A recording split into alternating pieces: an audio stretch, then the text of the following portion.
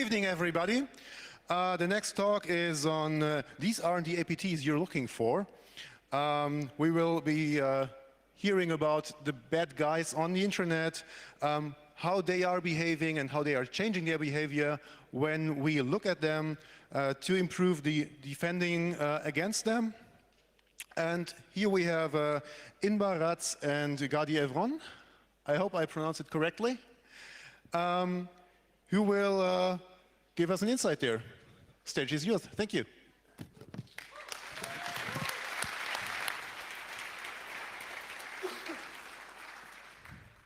And play. Guys, we started. Well, we started. Anyway, while they fix that, Gadi, feel free to help them. Welcome to our talk called APT Reports and OPSEC Evolution, or these are not the APT reports you're looking for. This is actually not the first time that I start talking without my presentation, so this is not at all exciting for me. Basically, what we're going to talk about today, we're going to talk about how APT reports mostly are beneficial not to the defenders, but actually to the attackers. Now, when we say defenders, we're not talking about fellow malware researchers. These guys, they know their business. They've been doing that for a while. They're very technical. By the way, this presentation, oh, thank you. This presentation is not technical. If you're looking for, IDA screenshots and stuff like that, it's not that, okay? Malware Walk away now if you're looking for kernel shellcode. Yes, malware researchers, you guys can go to the encryption talk. So, yeah, I know, I can see that. Thank you. So these are not the APT reports you are looking for. Quick introduction. I'm Inbar. This is Gadi. That's about it. And why are we here?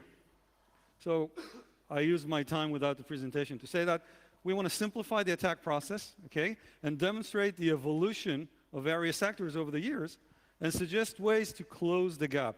We're going to stipulate that there's a gap, an information gap, between the attackers and the defenders.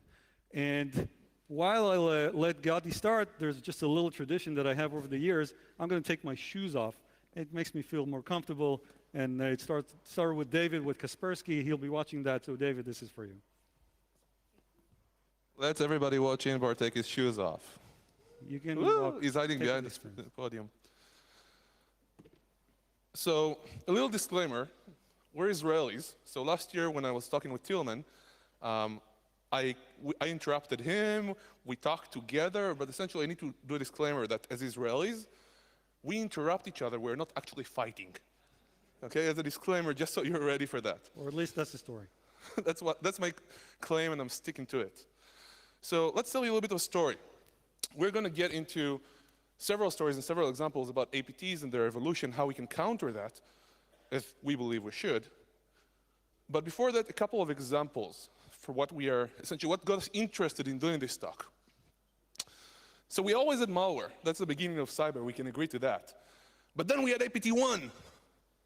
And on the one hand, as a security guy, I said, what?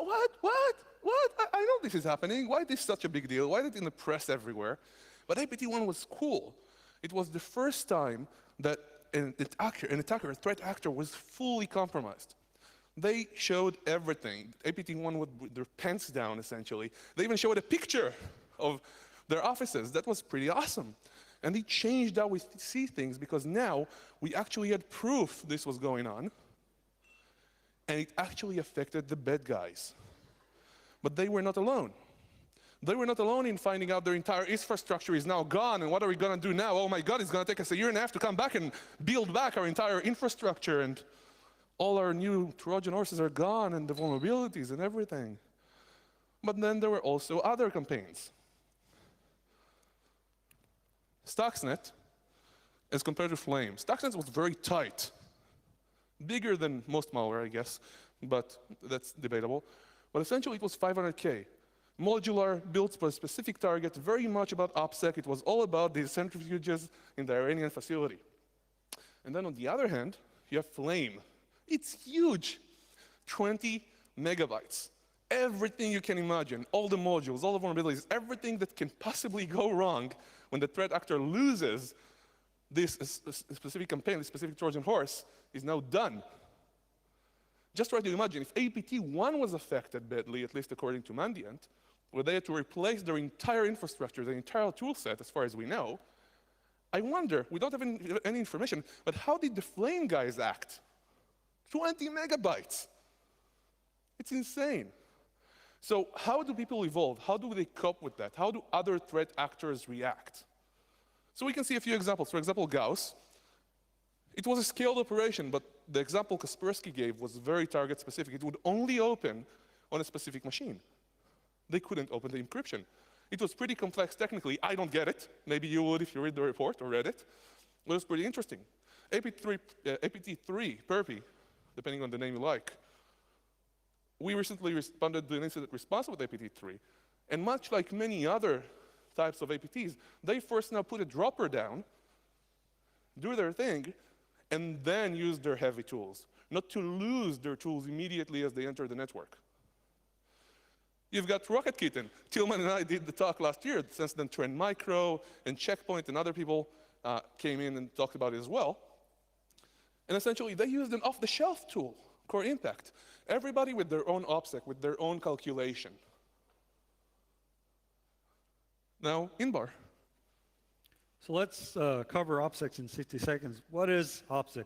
OPSEC, operational security. At first, you want to ask yourself, why do I even need that? What do I achieve with that? So, one, you have to assure success. You're here on a mission, right? You need to do something. You need to steal information. You want to sabotage. You want to do something. So if you came all the way here and went through all the trouble, you want to succeed. And then you want to prevent detection. Detection is not good for you. It's not good for your reputation, for your end-of-the-year bonus, and it might even prevent you from finishing your task if you got detected too early.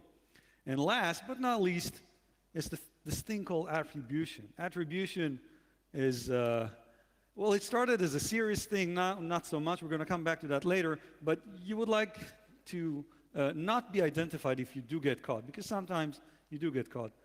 And this actually also exists in other processes as well. When you do software development, you're expected, your QA process, your design, if you have security by design and stuff like that, it's intended to basically achieve the same goals, maybe except attribution, because obviously they know who you are. But when is it compromised? When is your OPSEC not what you want? Well, first of all, time to market. OPSEC bears costs. It takes time to do. You have to invest resources in maybe developing tricks, or maybe you have to be very careful or do something very slow. Okay? For example, I can walk through metal detectors, and obviously, you know, I am half metal, but there are some detectors that if you walk through them slow enough, you don't get caught. And you need to see the faces of the operators when I do that. True story. Scalability.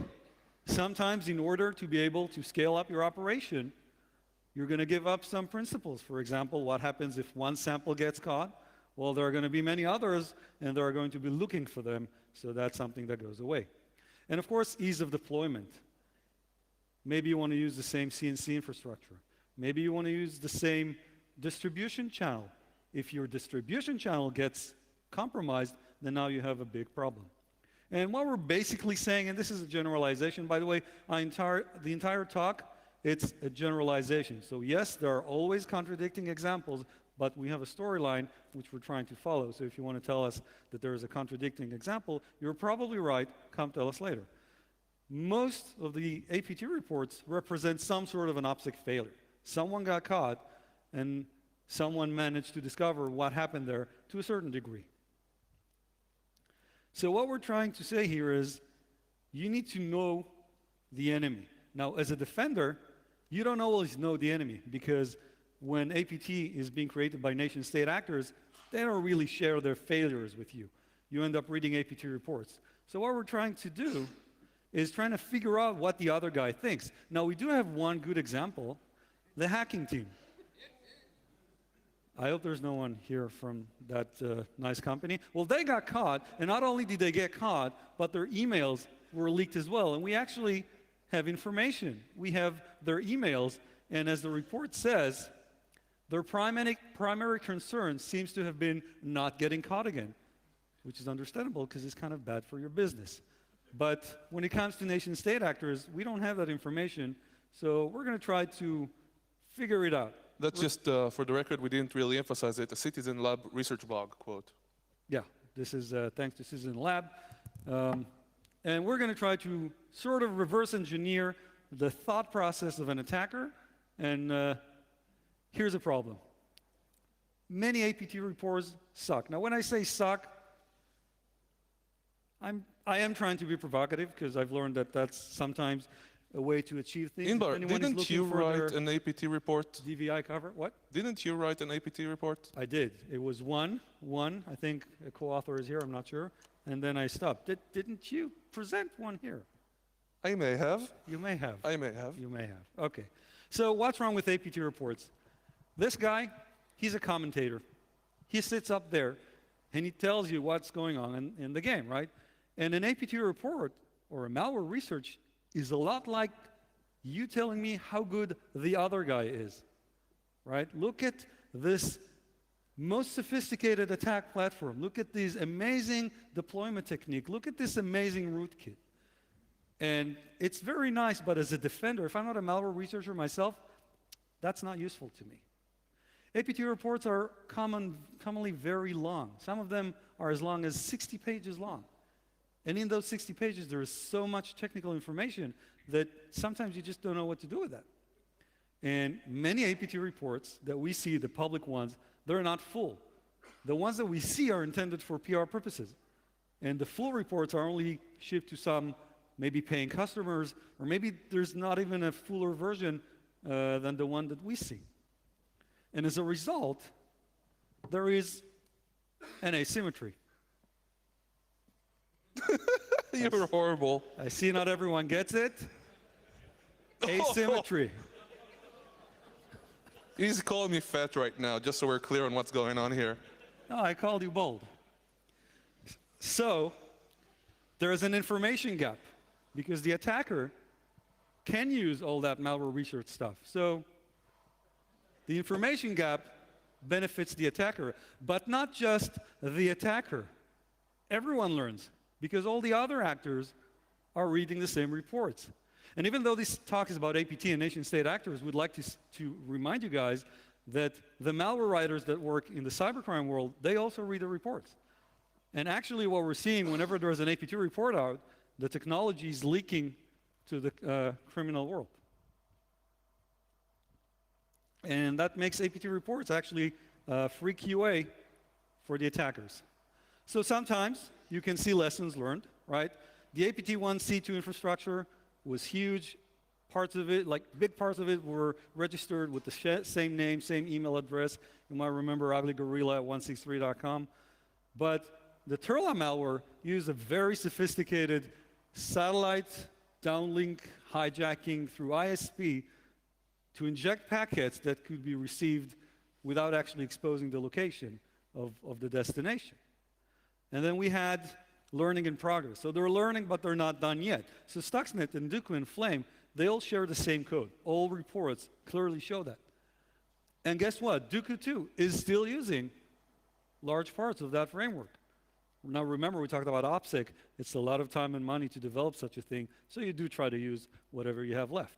And some things, well, you never know. And attribution is a good case. If you look at Iron Tiger, clearly Chinese, but it was sent to Taiwanese targets with traditional Chinese versus simplified. The attack emails we're talking about, the matters of the Straits. Corretto, well, everything fits so well. The language, the identities, everything looks perfectly Spanish. In fact, it looks too perfect. Even if you look at geolocation, their attacks were against some activists nobody would care about except for Spain. Right? But in Duku 2, they were already playing games with the researchers. There are multiple false flags, right? We know that they put in the ugly gorilla string, which is Chinese. We know that they put in the Romanian anti-hacker, which is Costin's Twitter alias, right? So they start playing back with us. So you read an APT report. You take the time, you read 60 pages. What do you get? Well, you get a lot of malware analysis. That's the major part of what you get.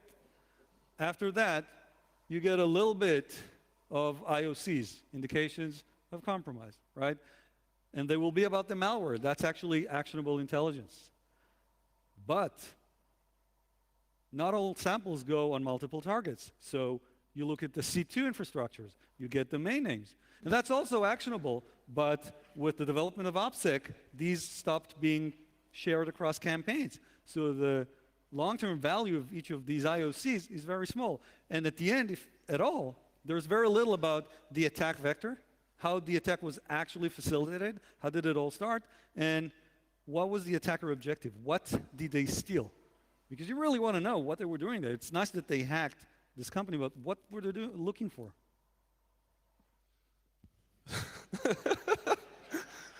So I'm a little bit confused at this stage because we see a little bit of this, we see a little bit of that. There may be some false flags. We're trying to make sense of an APT report, perhaps for our own research, perhaps to defend an organization. What is actually going on? Are we getting the correct picture? So what we did so far in the previous slide is try to re-engineer, reverse engineer, what the forensics process essentially reverse engineers what the attacker does. So how about we re-engineer what they do and actually talk about the attack process, about the engagement of the attackers. In a simplified model, we just simply call it an engagement process. So we start with simple intelligence requirements, IRs, the thing we have the least information about. And it's essentially like going shopping. What am I interested in today? Is this nuclear deal? Is it this interesting product that is developed somewhere around the world? What would you like to know? Now, let's just take an Iraq example, because it's older now, so people won't be as sensitive to it. Does Saddam Hussein has WMDs? Where are the WMDs? Does he intend to use said WMDs? Who is working on the WMDs, and can we save Matt Damon? Can we get Matt Damon back yet again? Just wondering about that. And then the second part is, let's compile a target list. Where can I actually get this information? So sometimes it will be a person who would hold the information I want. So verticals, banking, pharmaceuticals, energy, aerospace, that's interesting enough. Or we talk about specific targets. We're interested in this target because they hold the information we want. Then again, we said we won't do many counterexamples, but one important counterexample that Tilman gave us was the Sophacy group. They're everywhere right now, very high profile, and they seem to be very opportunistic.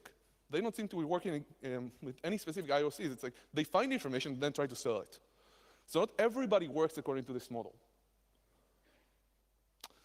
As to intelligence gathering, and I'm going to pass it over to Inbar in a second, it starts with reconnaissance. And then we have a target report.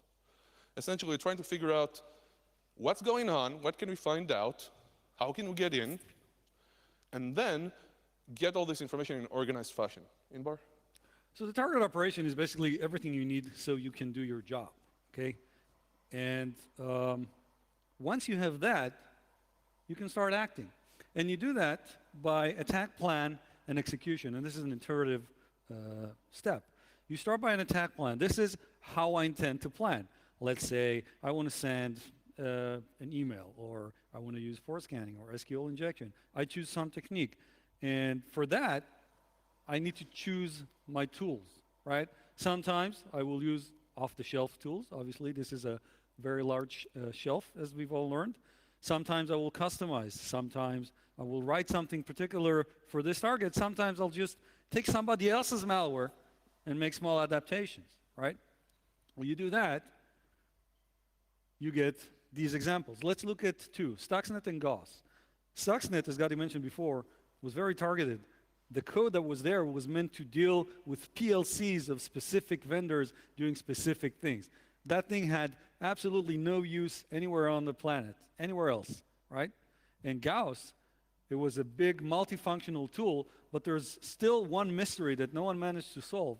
On the USB infection mechanism, they found an encrypted payload. The payload is encrypted by an MD5 hash run 10,000 times on certain parameters of the hard drive. And in fact, till this very day, no one managed to find out those parameters. They don't know which computer was the designated target. Many people try to enumerate on that. We still don't know. We only know that there's only one computer on this planet that will have the payload decrypt and execute. Or, in a Dell SecureWorks report of one of the targets that they analyzed, turns out that the attackers took advantage of a platform that already existed in the target. It was an endpoint management program, and they used that to lateral move throughout the organization. By the way, we saw the same with Target, right? They used accounts installed by another program to open shares. So we see that all the time. And once you're in, you acted on your plan. So the first time you just get into the target. Now you're running code inside the target, but your job is not done. Now you need to move forward. Lateral movement. Maybe get to the real place, because you usually use the weakest link to get inside an organization. So now you go back to intelligence gathering, and this time it's a little different, because now you're no longer outside the wall. Everybody's staring at the screen. Stop talking. Who got that to their Facebook? Who didn't watch it all the way?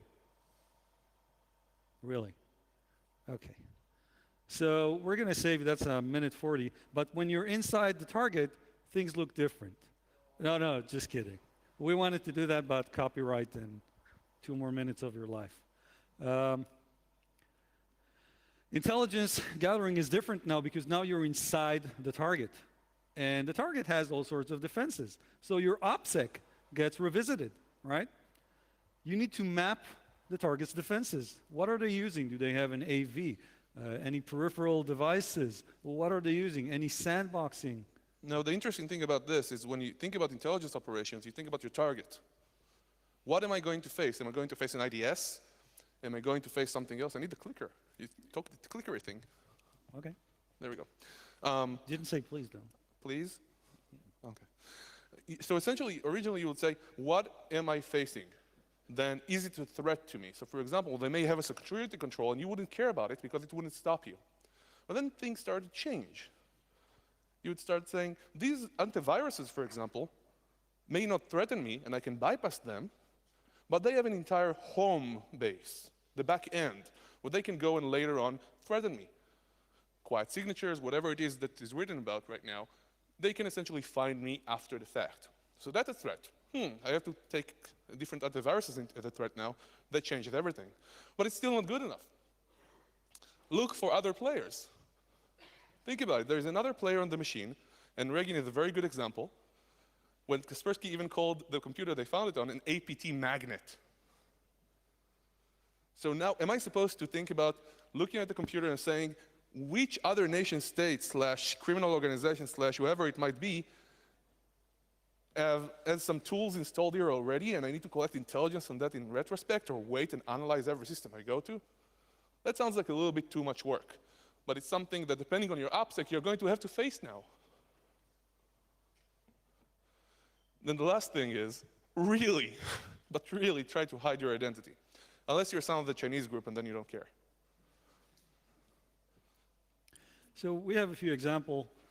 The Hurricane Panda, you can read the report by CrowdStrike. There was actually a duel there. They got detected. The incident response team came. They started dueling for a while, and it took a while of this dueling before the actor decided to give up. This is from Symantec's report, the Stuxnet. Look at the information. Back then, no one cared about anything, or maybe they were just naive because nothing had been caught before that, with maybe 1 or 2 exceptions.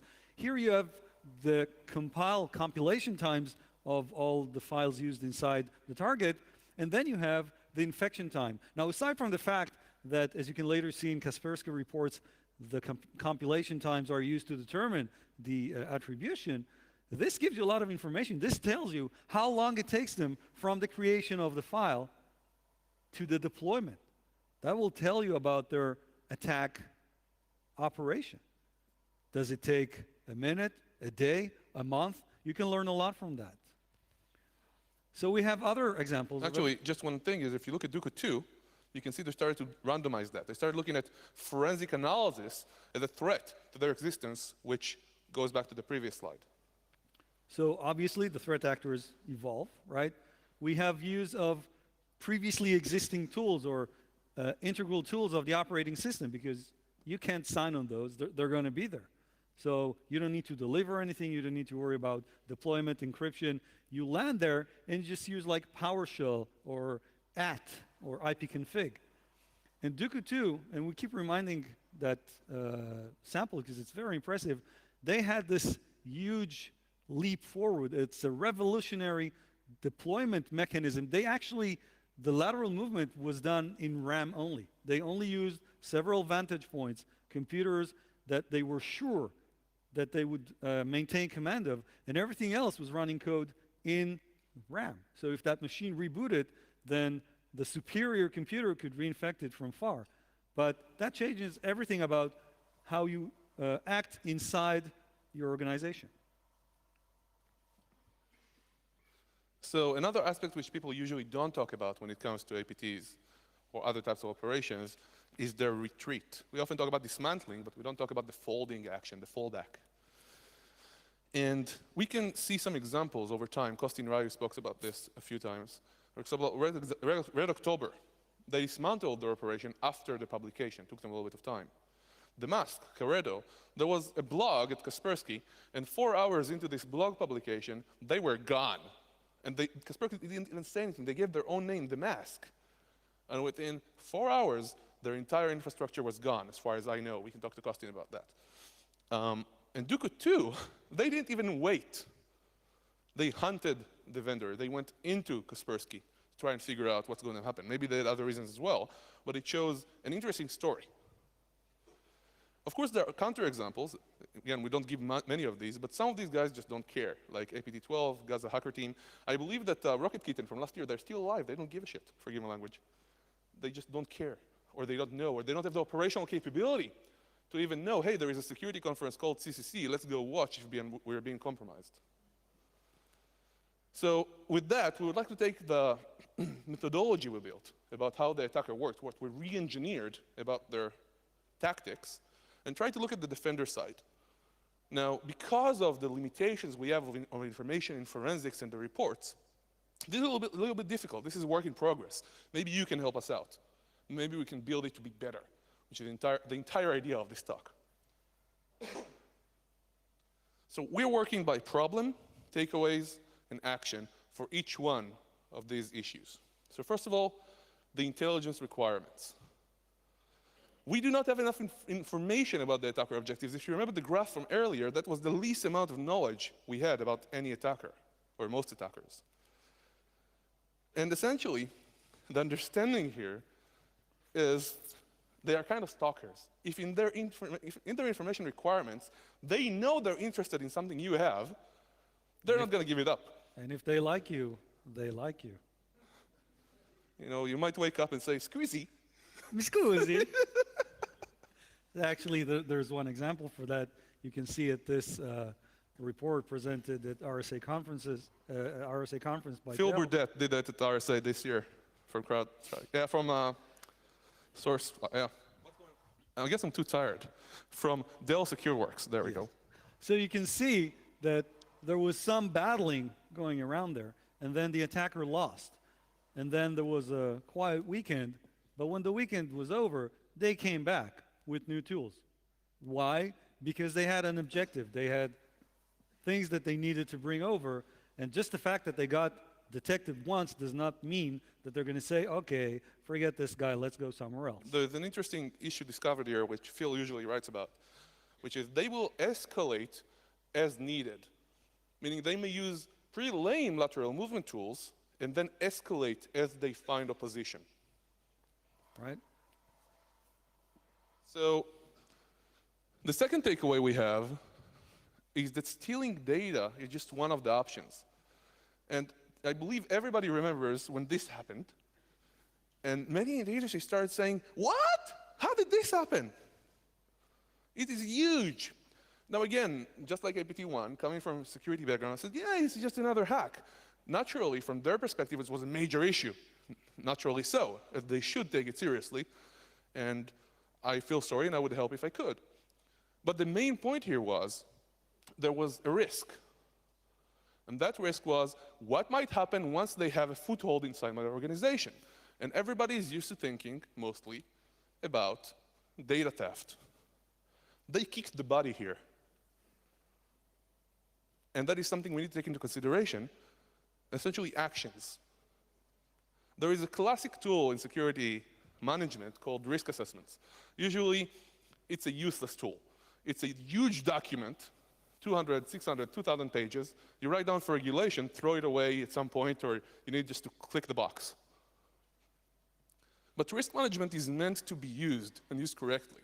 Meaning, if you know there is potential risk of an attacker getting in, and then you know the potential risk is them doing, for example, damage, check your impact. The impact is important to determine that risk. Make risk assessments make sense for your daily operation, as opposed to being some documents that's policy that's never used. The second part is, what can we do about the target list?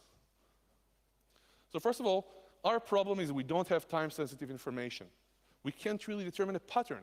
Now, maybe this is available in closed circuits, maybe not always, but our takeaway from this is that we need to be able to get that information, which we'll talk about.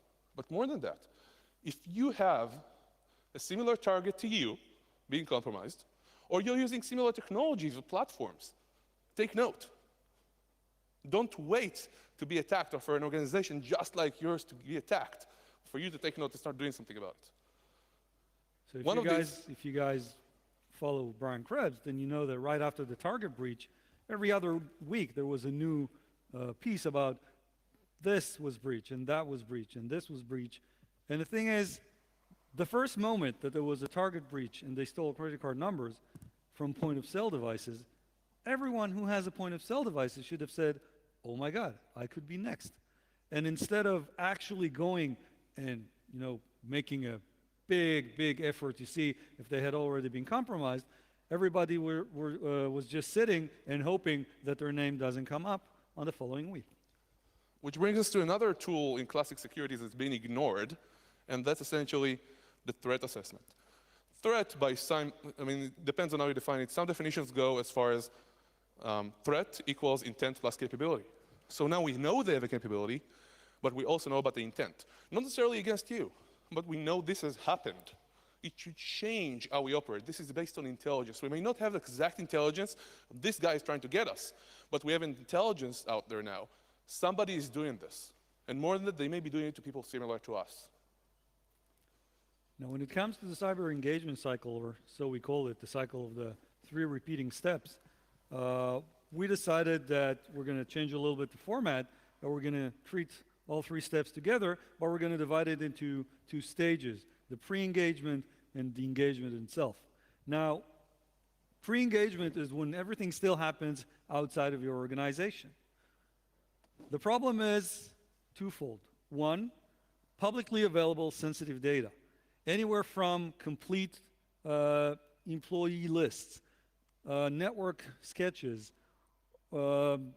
sketches that say who works in your organization under who, what's the hierarchy, anything that you can get from people who will later, you will be discovering, use security questions whose answers are on their Facebook.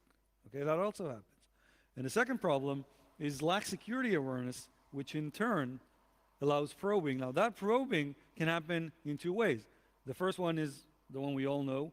You just use it automatically. You use tools. You scan the network. You look for open ports or default passwords or bad configurations. Everyone does that. You just take a tool set, you do it. But people also do that manually, making phone calls, right? In my previous job, I worked at Checkpoint. At least twice, I was randomly next to the reception desk while the reception desk was trying to deal with such a decoy call. And on both times, then they handed it over to me because I was excited at the opportunity to speak to a scammer.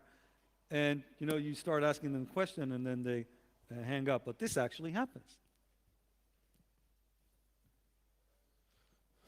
Next. Oh, there we go. One more. The understanding here is that, and this is basic, right? The attacker can gain a lot of information. They can do the full operation sometimes without ever doing anything active against your operation. You need to know this is possible. You need to control what's going on. You need to limit public information as much as possible. Naturally, you won't be able to do everything. You need to act outside your own perimeter, which is a critical thought to even have in this day and age. As well, and this is very important to indoor specifically, awareness refreshments. This is a human problem, not a technical problem. It's whatever awareness can gain, even if it's not much, should be attempted. It helps. I can tell you from my own experience in the Israeli CERT, human sensors, so-called, people report to us. We are open to them. We're asking them what's going on. And sometimes, I don't want to say a waste of time, that will be rude. Sometimes the call is a negative, about nothing, and that's fine. We treat it with all seriousness because many of the best reports we ever got were from people who knew we were interested, knew to watch for stuff, and alerted us. Now, the problem with that is that, let's face it, these are quite obvious. But at the same time, they still don't happen. So the attackers still make the same progress because the basic stuff keeps staying under the radar or unattended to. So we come to the engagement scale, so a stage. Now the attacker is already inside your network. Not a lot of compromised organizations or APT reports, for that matter, share the lateral movement part. Mostly it's about secrecy or privacy or... They may not even have this information sometimes. Now let's face it, everyone is being hacked. Everyone will be hacked. Everyone has been hacked. It's not a shame anymore, okay? It happens to everyone, and if you pretend that it hasn't happened to you, then I'm worried because you're probably hiding something else as well. And the takeaway is the engagement is an ongoing process because it's not a hit and run thing. They don't, not always get directly to the computer that was interesting and the data that was interesting. They will stay around in your network for a while, and it gives you many opportunities to get in the way. You have more time, you can think, you can plan, you can influence, and the action is indeed influence. You need to put as many obstacles as possible. Layered security, deception, okay? The attacker needs to spend time and effort and resources in your network because the longer they are in your network, the safer you are. It takes them more time to get to the interesting part, and it gives you more opportunities to catch them. We may have separated the pre and the post engagement. Sorry about that. Go on. It happens. We may have separated the pre and post engagement, but it is an ongoing cycle. And that's the important thing to understand. They got in, they used the node, fine. The more obstacles you put in place, the more basic security you put in place, the more time you'll have to find them, and it will be hard for them to continue operating. And don't be shy. Share your breach data. Yes, someone has to be the first, but you don't have to tell everything. Tell about the technique. Tell about the things that other defenders, other CISOs or IT security guys can use. And you start sharing, other people start sharing, and we're all safer. And the last stage, essentially the fold and retreat. And hey, if you don't want to share the actual information, a heads up would be nice, just saying. So this is interesting. I never previously had this thought. It's really interesting for me when I think about something that's new for me in security, at least emphasizes security in a different way. Everybody says cyber nowadays. What's different? And one of the realizations is, yes, attackers have been deleting logs throughout the lifetime of security, but the attacker can destroy forensic evidence. Do we plan for that? A lot of our security today is based on after-the-fact incident response and forensics. That is a major understanding for us right now. It's not just about endless monitoring and endless alerts. That is effectively where many of us get our first alert, post the fact. And if an attacker can destroy the forensic evidence, we need to make sure it's there. Snapshots and logs, both, can potentially save the day. So we built up this idea that backup of log files, for example, in snapshots, could be, and I'm going to exaggerate, more important than even active monitoring, the backup of the logs. Naturally, it shouldn't be that way, but nowadays it just might be. And while we were working about this, we decided to, well, Inbar came up with this word to describe this new backup response plan. Everything is abbreviated in security, right? Just saying. So with that, let's try and understand what we just went through, because some of this was common sense, some of this was a little bit new, but the idea is to be able to make it repeatable. What can we learn from the APT reports, and how can we use them on a daily basis? How can we use them whenever a new APT report comes out to better our security against known threats? So we looked at the left here about the information we have in APT reports and the diminishing levels of it. And we look at the engagement process as we simplified it. And we like it. Now, if you get an APT report, first of all, try to understand, not just read the report and look for the IOCs, how much information do you actually get for each of these? Do you have any attacker objectives in there?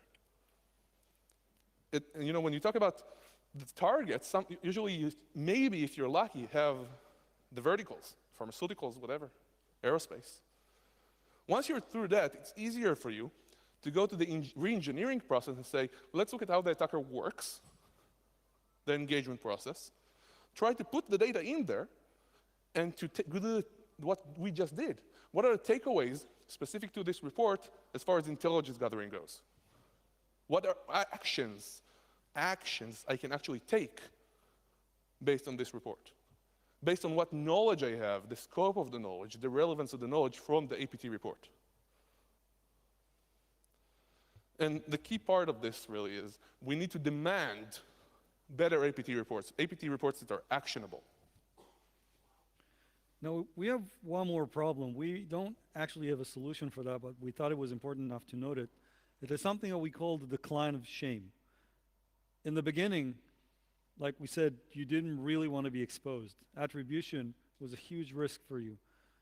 And it still is for many actors, especially very particular nation-state actors, or, in the case of other nation-state actors, very particular branches or subgroups of those nation-state actors. But with some of the nation-state actors and with some of the criminal groups, you see that they don't care anymore. They get caught, and you know what happens then? Pretty much this. They continue working and operating while leave they're it on being for a while, recorded. please. Leave it on for a while. Yeah. Some groups have actually been following the blogs of the AV vendors that were tracking them, adapting in real time. There was a case, I don't want to quote too much about it because I didn't have time to research it, where Trend Micro and Alien Vault were updating their blog live, if I remember correctly, and the attackers were changing their modus operandi, just malware, not much more than that, according to network defenses as opposed to something else, live, which is pretty interesting. So we were being optimistic. We said, okay, what do we want to see? Because we said in the beginning, this is not a technical presentation. This is a high-level thing, and we're presenting sort of a raw thought process that we started. I mean, think about it for a minute. We took the time to study many, many cases of APT reports and to talk to many of our friends, just like Thielman and many others we'll give credit to in a minute, and to look at our own research and forensic information. All this data, all this time on IDA that I didn't do, and just to come up with a high-level presentation. Just think of that concept for a minute. We're thinking, once again, not about the fellow malware researchers, but the people that actually have to defend certain organizations. And it's not all corporates with their own IT security teams that are all very skilled and very qualified. Sometimes it's an organization that has an 11-people IT team, and then 2 of them wake up one morning and they are told, you do security now.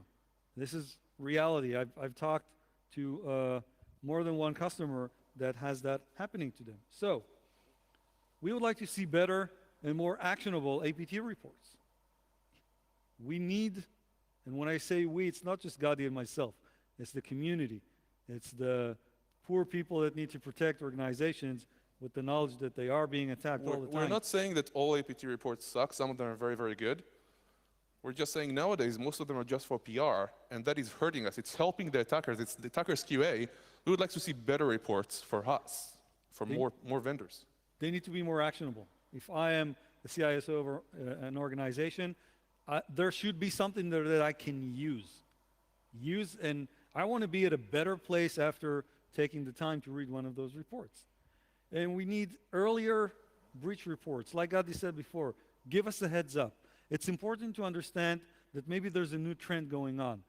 Maybe if we had the heads up on target and everybody else were, after listening to this talk, then all the other point of sale vendors would say, you know what, maybe we should look into our setup. Because even until today, after so many compromises, there are still so many point of sale terminals connected to the internet with default credentials. It's been written in so many places. I was really worried about, weary about the next item on the list, because I have this thing where I identify, it's not fair, given, but I identify people who are noobs in security by them saying information sharing collaboration. And somebody says, oh, we need to do more information sharing. I'm saying, oh, jeez, not again. But honestly, actionable information sharing and public information sharing. Information sharing is happening. Some of it is actionable. Much of the public information sharing, which isn't much, isn't actionable. We need to understand that even the heads up we talked about could be critical, really critical, and understanding how this can help us as a common ground. And lastly, and kudos to Dave Marcus if he's watching us, enough with the attribution stuff. Yes, we care about attribution. Yes, it helps us. Yes, we can think about the business as opposed to thinking about who is actually looking at us. Targets, I understand that. But then, what does it actually give us? How much is the attribution work that people spend so much time on just to justify the lizard part of the brain so we feel better about it, better than the other information we could have had to actually protect our organizations? I'm not really sure. But it annoys me in a way. Enough with attribution, or at least enough with the attribution that makes no sense. Attribution is about more than just IP addresses, and we've given a few examples during the talk. I mean, yes, if the compilation times, they never work on a Shabbat, it's maybe Israel, I don't know. But then again, nowadays, we've seen a lot of false flags starting to be put in there. It's not easy. There's political information to consider, but we never really know. But whenever we talk about APTs, people go on and say, IOCs on the one end, because it's available, and on the other end, who did it? Who done it? Tell me. Okay, I'm willing to give it a chance to say, fine, but it's not the most important thing. And if you do it right. So final words. APT reports can be a huge help, but there has to happen some change. The problem with the change is it contradicts certain economic interests of the people that create those APT reports. But we believe that if they start producing more value, then that influences the amount of customers that we will be evolving as well as the attackers. Right now, APT reports are so-called bad, which is arguable, because they're the only ones really evolving. If they were made the right way, we're not saying our way is the right way necessarily, but if they were made in a way that would help us more, they could be a huge help. And remember, attackers are not going anywhere. We're not going to have any less business because of better APT reports. And something that we call stay on the attacker's 6. They need to be worried all the time. They need to be looking behind the shoulder to see if there's anyone on their 6. This is a pilot jargon. Think what this evolution means. Gauss, for example, as opposed to Flame. If they have to spend so much time on one target, their cost grows exponentially. If we can do that with APT reports, hey, I like this evolution. It's not necessarily bad that they have to get better. And the last thing, increase the cost of the attacker. Anything you can do to increase the cost of the attacker, do it. Whether by installing products, using services, improving the people or the awareness of the people that work for you. You want to make it harder for the attacker. It gives you more time. It's probably not going to deter them, okay? Let's face it. They're going to come anyway. They're doing their job just like you're doing yours. There is an asymmetry, and as we said, we are not that, the attackers are more powerful than we are. We have to admit that right now. We're trying to change that. But more than that, they're not going to give up their IRs. They're going to keep going. That said, we can start making it better for us, create more symmetry. So this is important, so let's go through this. Yes, we did a lot of research. Yes, we looked at a lot of code. Yes, we looked at a lot of reports. Yes, we have a lot of information that is not public. But trying to construct it in a way that will, number one, not be boring, while trying to create a sort of methodology out of it, while trying not to be too technical, while still giving examples that build the methodology of the attackers based on what we know about them, wasn't easy, and we stand on the shoulders of giants. People in the community, industry, blogs, reports, a lot of people we wouldn't be here without, and they need to deserve their credit. Special thanks and references we took from Tillman, right here, Ned Moran, Phil Burdett, Kostin Raju, H.D. Moore, Peter Cruz, Chris McConkie, Kevin Mandia, and the Grok. And especially to Nitzan Sedan, who did a lot and provided a lot of significant research support for this presentation, so thank you. And with that, I would like to, before we ask the questions, most APT reports, not all of them, suck. This hurts us. They become better. We can be better than they are. We can use this to keep them on their six, like we have seen with them evolving to a place where they can do less. They can scale less. And that is what we would like to see. Thank you, and we would love to have questions.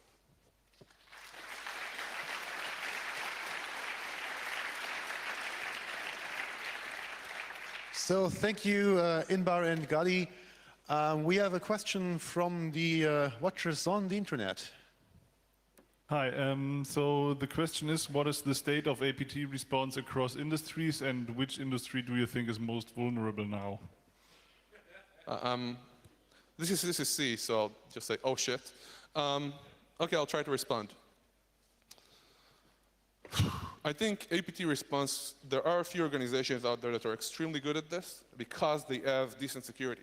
They have incident response, they have controls in place, they have monitoring in place. They are good at security, which is why they're good at APT response. That said, a lot of the APT response, all of the incident response is now outsourced. So they bring companies in to do it for them. And that is why I believe that saving the logs, as I said, as a backup is important. And essentially the incident response has become, in a way, again, I'm going to get flames for this, our monitoring. So I'd say some people have really good stuff going on, most people don't, and those and others bring in the outside help. Another problem with the outsourced security or incident response is that there is a huge difference, or there can be a huge change in your ability to do proper response based on what your network looked like before. So if you only call the guys when your house is already on fire, there's not a lot they can do. But if you brought them in before and they help you treat the house, then you're much better off. Another aspect that's interesting, although small, is that forensics and incident response used to be about keeping logs, chain of evidence, all of that stuff. People still do that. But honestly, today with APTs, it's not as important. It's more about finding the actor as fast as possible, a week, 2 weeks, 3 weeks, and then moving on to remediation, which will take forever and cost a lot of money. And then it's essentially, in many cases, about installing some agent on all computers in the network and trying to identify what's going on. So it's not as much about what forensics used to be when you learned a forensics course anymore. But I am not an expert on this as much, and you should ask this question again from other people as well. Thank you. Okay, and microphone 2, please. Yes.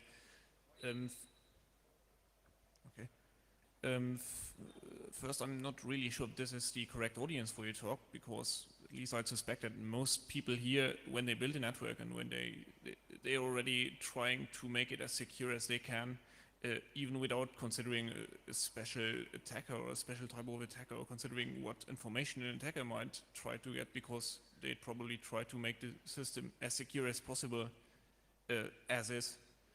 And if they do not take a certain choice to use a certain type of security mechanism, it's probably just because their use case simply doesn't allow it, and even if they had been hacked, they couldn't change that. For example, I work in the public sector, and with us the problem is mostly just you don't have the people to fix stuff. I work at a university, and there basically the situation is that every professor and every institute and every whatnot has its own IT team, and usually the IT team is just the secretary that was put on the list that is saved at the NOC, where they know which subnet is attributed to which institute, but usually they don't have an IT team at all. So basically what you see is that an institute of, let's say, 20 or 30 computers runs Windows XP in the year 2015, most of them not even patched with the patches that are there for Windows XP. And I know that this is not just a single case at my university, but I know that there's plenty of other universities and other stuff where it looks just like this. And usually the problem there is they don't even have an IT. So the actual problem is that first you'd probably need to get what you'd call the management level above the lacking IT to actually hire people at all, to have an IT team at all. Yeah, well, that was my line. Yeah. That was So- my so line. No, what's the actual so question? let me answer that. First of all, Yeah. you're correct. And obviously, you care about that and you should. Yeah. So two answers. First of all, you talked about the audience. CCC is a huge stage, Yeah. and a lot of people are going to be watching that, not just the people in the crowd, Yeah. but people who watched it streamed, and people who are going to watch that later. That's one thing. Second thing is that we're trying to start something here. We could fail. We failed before in certain things, but if we can start changing something, then in the long term, we will make a difference. And what you are saying is true. It's easy, though, to pick that one example where, you know what, nothing that I've said will help. That does not make what we've said not good, because progress takes time. And maybe with time, some of that progress gets into default setups. And when you said that most people here have a secure setup, well, guess what? It's the same OPSEC that I mentioned before. Sometimes you have time constraints. Sometimes I work at a startup company, you rush. Sometimes, you get to things later than before. You have a project to make. You have deadlines. You rush. Sometimes you do things later than after. It does not mean you don't know it. But at the end of the day, the reality that the attacker sees is what matters. So maybe not everyone in here was the right audience. By the way, we didn't choose the audience, right? It's not that I have anything against you guys. Thank you. The thing is that CCC, I knew you were coming, though. Yeah, say. The thing is, CCC is where the trenches are. CCC is where people who do stuff are. CCC is where the ideas get born. CCC is where people go back to their organizations from where the technology is and grow. This is exactly the right place, in my view, to do this type of talk. You're asking for a different type of talk. You're asking for, how can I do hunting on my own when I don't have a lot of resources? And in our talk, we only gave this a little bit of reference in risk assessment, and essentially risk assessment is connects to how much resources do you have, what you can have, but that's a different talk, how to do that. So I'm sorry we didn't give it much attention to that. I'd also have a second question. You asked that people should release information about breaches earlier. Doesn't that contradict your example where you said that you had cases where the attackers were changing their attack schemes live, while, for example, Trend Micro was live? That's a very, very, very, very good question. Thank you for bringing that up. It's always about timing. Again, we couldn't bring everything into the talk. That's a comment a friend of mine just gave us. If you're still engaging in IR, maybe you can give a heads up to somebody, maybe in closed circles, maybe in open circles. You don't need to give away the home world. Definitely, it's always about timing, about the right time, right place. We would like, whenever it's possible, to release the information, and not necessarily all of it. But you're absolutely right. Okay, thank you. Okay, and we are out of time, but I want to hear the last question from our viewer, because these people are not here and they can be asking you after your talk. Very nice, thanks. So when you say APT reports suck, do you just mean the publicly released ones, or also the ones from security firms to their customers? So obviously, we talk about the public ones because a lot of work is being done by a lot of vendors, but not everyone is a customer of all the vendors. Usually, you're only a customer of one vendor. And some vendors have more luck with APT. Depends on their coverage, and some don't. And at the end of the day, this problem is about everyone. So we don't want to improve it just for people using a certain vendor.